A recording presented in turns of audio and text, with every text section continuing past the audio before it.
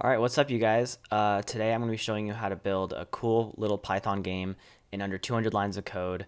Um, we'll be making it also into an executable file, which means that you can distribute it to your friends and they can play it on their computer as well, which is pretty cool. This is a great little project if you're just getting started out in Python, or if you just want a little bit more practice with the language, or even just something to throw on your GitHub. This will be pretty beginner friendly, but I am assuming that you already have Python installed on your computer, as well as some sort of coding environment that you work in. But yeah, let's go ahead and show what we'll be building today. Alrighty, so here we can see the final product. It's this folder named dist, that means distribution. So this is what we'll be sending to people. And it contains this little bundle right here with everything needed for the game to run. And like I said, it's an executable file, so all you need to do is double click on this file and then it runs on your terminal like this.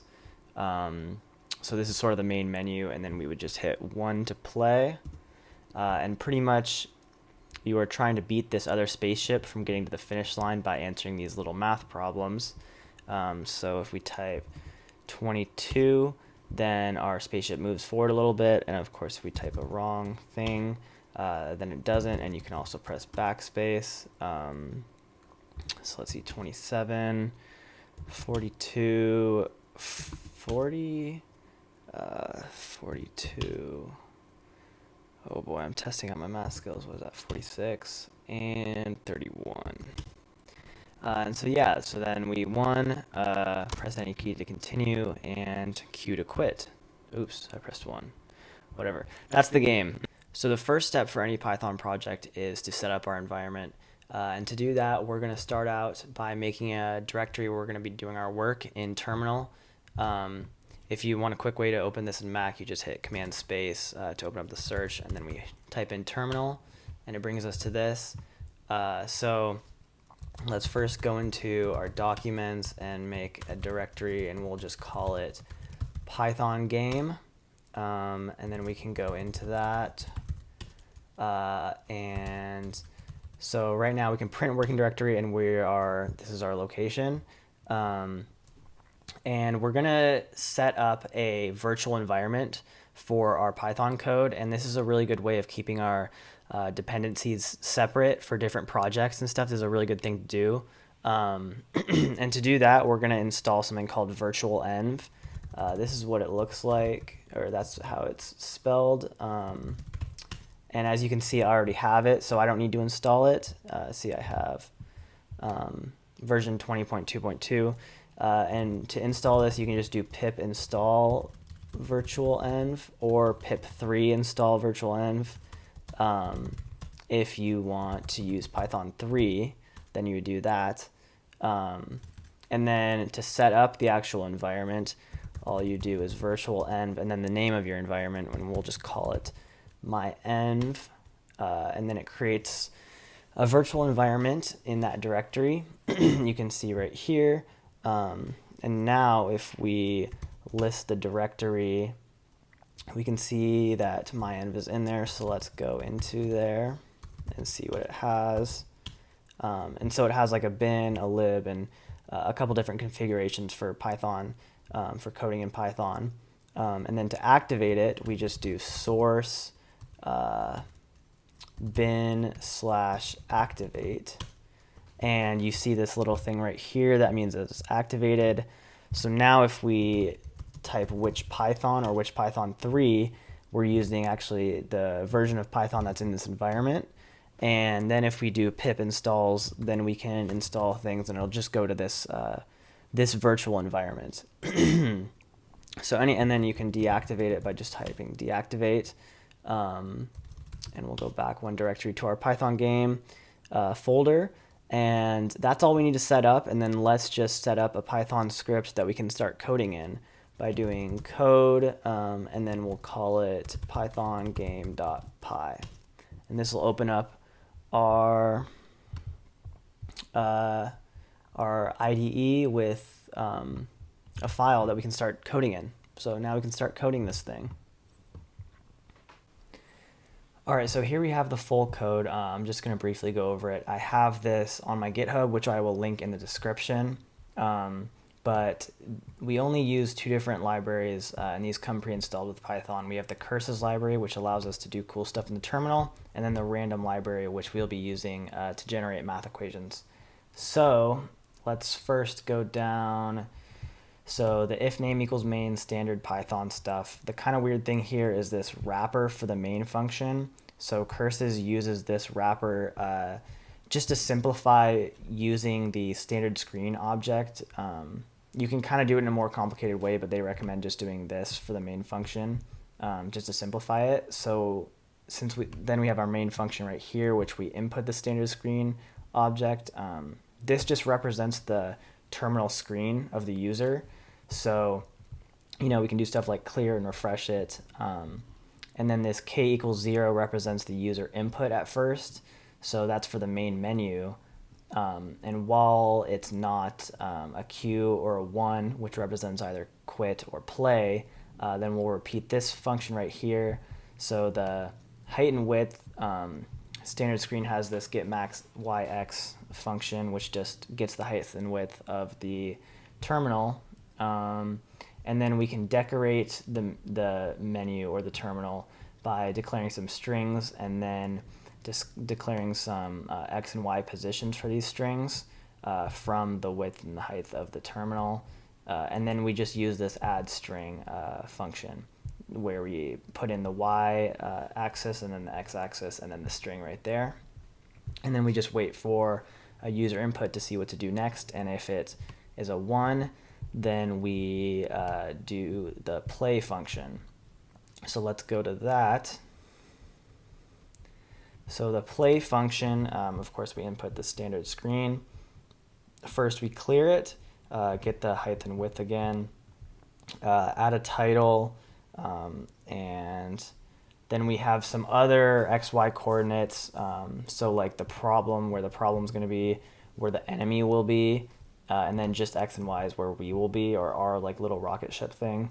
And then also the finish, the X coordinate of the finish.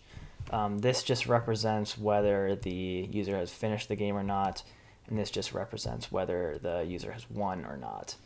And while they haven't finished the game, then we go into this. So we add the title, we add the finish line, that's all this code is doing.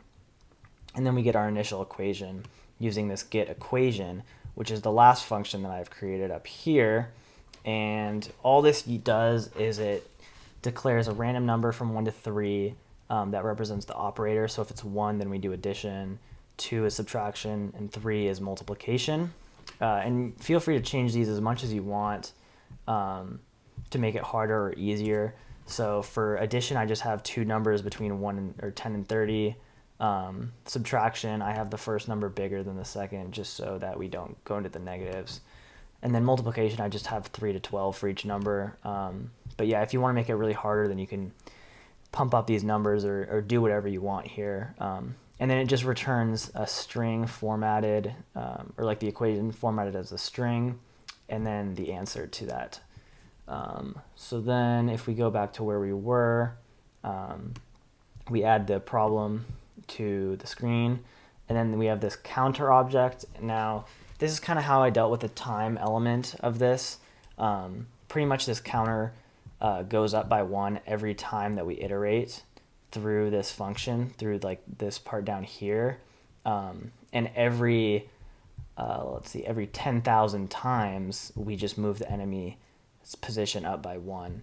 So, if you want the enemy to go faster, then you would decrease this. And if you want it to go slower, then you increase this.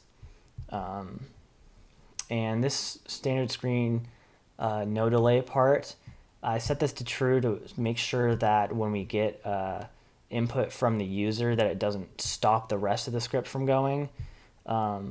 Because otherwise, if it was false, then when we called this line, the other script would just stop. Like everything would stop and wait for the user to go. But we want the enemy to continually go while it waits for a user input. And then this user answer is just the answer that the user types in. And then while enemy is less than finish, so while we haven't finished, while we haven't gotten to the finish line, we add the enemy, and then we add our little spaceship right here. And then of course we add 1 to the counter. We refresh the screen, and then these are just some options for the input. So key equals 10 is the user, or the enter button, and if the user presses the enter button, then it can either be the correct answer or the incorrect answer, and we just check if the user answer is the actual answer. If it is the actual answer, then we add 10 to our position, and we reprint our rocket ship, and then we get a new equation and overwrite the old equation with that new equation, and then of course set the user answer back to nothing. Now if it's a wrong answer, then we just set the user answer to nothing and don't move our rocket ship forward at all. And then another option is if the user presses backspace, then we just cut off the user answer by 1, and add it again, add the user answer again. And then key does not equal -1 means that the user has added something to their answer, and in that case we just take the key, whatever it was, and then add it to their answer, what they're typing in, and then it just updates the user answer to all of those, and so once that loop ends, that means that we've finished. So we set finish to true. We can easily check if the user won or lost by seeing if the X position is more than X finish, and if it is, then we just say winner equals true. Clear the screen again. If we won, then we print congratulations, you won. If we lost, then you print you lost, and then a subtitle, print those to the screen. We want to turn this back to false, this no delay, so that when we get a character, it just pauses the script and waits for input again, and then we just go back to the main function and it repeats. So let's see if this works or not. So we can do it right here, press 1, and it looks like it's working fine. We can type something, press backspace, and yeah, it works fine. So now let's go on to how to bundle this up and distribute it to your friends and stuff. Okay, so to actually bundle this and be able to distribute it, we're going to go to our terminal. We're going to go to our directory that it's in, Python game.